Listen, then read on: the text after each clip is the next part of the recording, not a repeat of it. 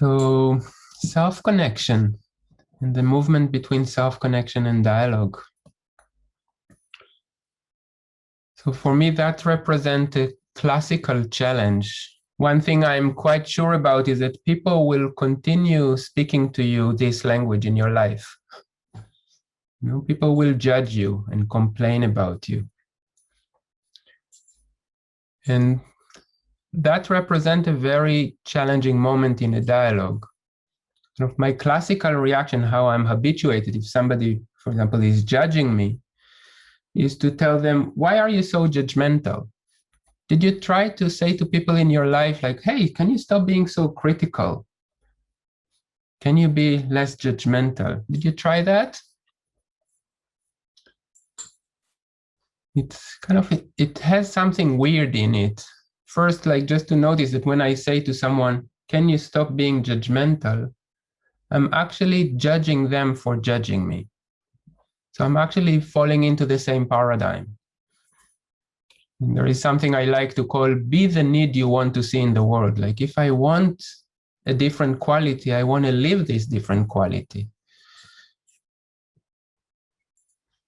And also it represents for me, and this is generally what judgments are doing, or the jackal is doing, which is I'm judging people.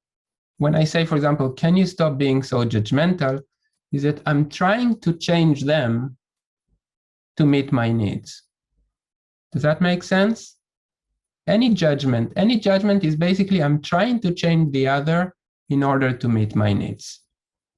And if I say you are spoiled, I'm trying to change the other. It's kind of, I'm trying to give them a gift how they can change to become a better citizen. You are lazy. And this in itself is carrying a certain tragedy. Did you try to change people in your life? Did you try to change your parents? Did you try to change your children? Did you try to change your partner? Somehow, whenever I try to change people, even in a sneaky way, they tend to resist. Do you like when people try to change you? There is kind of something inherently as a human being painful in it. And this is what basically the jackal is trying to do the whole day long. I'm trying to change you in order to meet my needs, which is what I like to relate to as a horizontal use of power. I'm trying to change you to meet my needs. And self-connection is connected to moving to vertical power. It's like, all how I wish the other to change in order to meet my need, I want to be the mama and the papa of my need. For example, if I want the other person, if I say like, why do you don't listen to me? Why you are so like, it's all about you. Why you never listen to me? See, I'm hoping that will inspire the other to listen to me. But I want to then be the mama and the papa of my baby needs. Needs are like babies. They are crying. It's like, I want to be heard. And I can be the mama and the papa of my baby need. How I wish the other to hear me, I want to hear me. So that's the sort of direction that I want to practice today. There are many ways to self-connect. Like some people smoke a cigarette to self-connect. Some people do sport to self-connect. Some people do meditation to self-connect. And I want to share a certain sort of practice that NVC brought to my life as a way of self-connection that especially I find very powerful in a dialogue.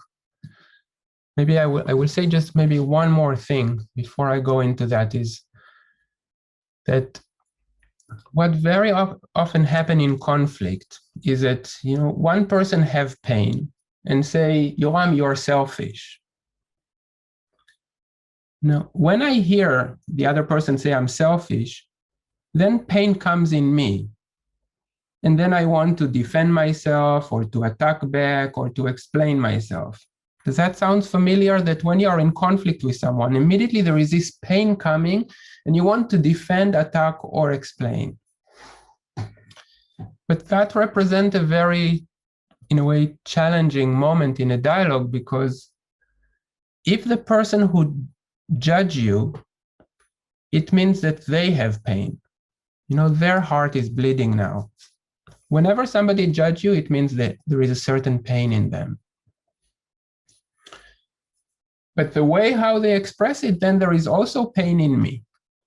Then we have two human beings in pain at the same time. That's my definition of conflict.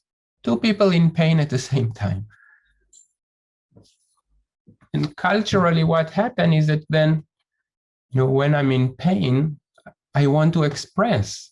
I want to explain myself, to defend or to attack back. You know, one person is saying, Yoram, you're selfish. And then I say, I'm selfish, you're selfish. Look at yourself, how you speak to me, like you're so judgmental. I'm judgmental, no, like you're, you know, on Monday, you were like just doing whatever you wanted and you didn't care about anyone. And then we go into what I call ping pong, you know, you judge me, I judge you, you judge me, I judge you.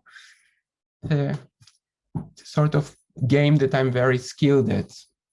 What's wrong with you? What's wrong with you? What's wrong with you? What's wrong with you? Or in other words, both of us are on expression at the same time.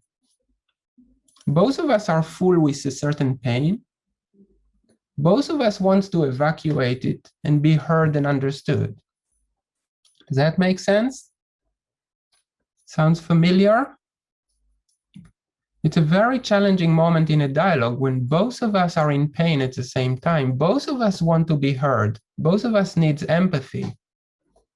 But then comes the question, where empathy will come from. Because empathy or listening is a certain available space. It's a certain empty space. If I have pain, I'm full. I don't have space. Then I cannot listen. So both of us are like full buckets.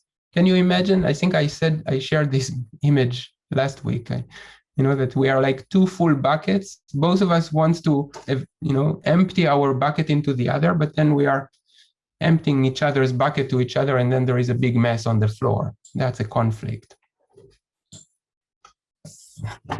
So where empathy can come from? And I will just name kind of the classical three territories of where empathy can come from. One is a mediator. Simply a third person who is not triggered, who is not in pain, who can hear the beauty in me and hear the beauty in the other. One of my projects, I call it mediation in daily life. My dream is that all human beings on the planet have mediation skills, because whenever you put two people, it's very fragile. Very often we are both triggered at the same time. So third person, that's one. Another is a timeout. For me, timeout is a beautiful act of care. Timeout means, you know, I'm worried that, you know, there is pain in me and I hear that you are also in pain. And if I will express myself now, probably it will create more pain in both of us. So better that both of us will nourish ourselves a little bit in a separate room. And then we can come back to continue together. So timeout. Timeout is really a sign of care for the relationship.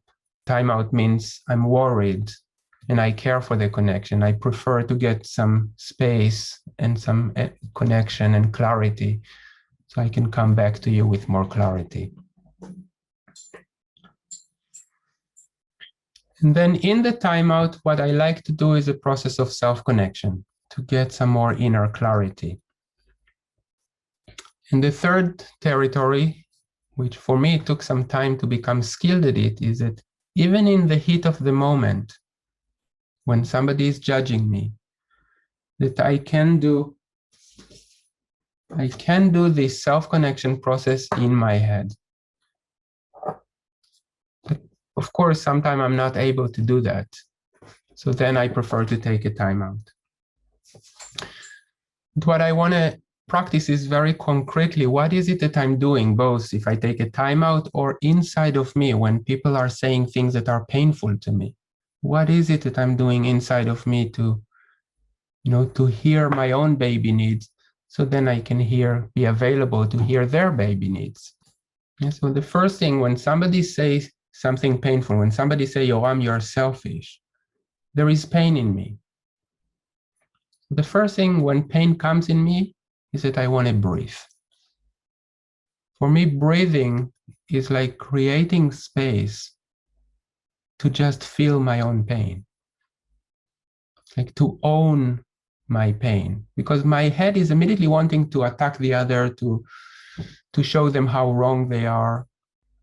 So I want to breathe. Breathing is a little bit like moving from the automatic pilot into the territory of choice.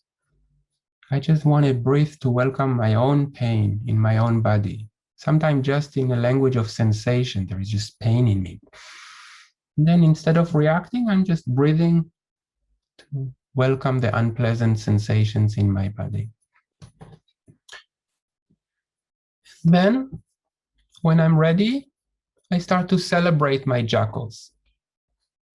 When there is pain in me, very often, I'm a jackal-educated human being. So it first comes with judgments about the other person or judgments about myself. And I want to meet myself as I am. Marshall, he used to call it, enjoy the jackal show in your head. Like, just enjoy how my whole brain is thinking, he is such an idiot, he's so terribly stupid. Whatever thoughts are coming, just to allow myself to think these thoughts.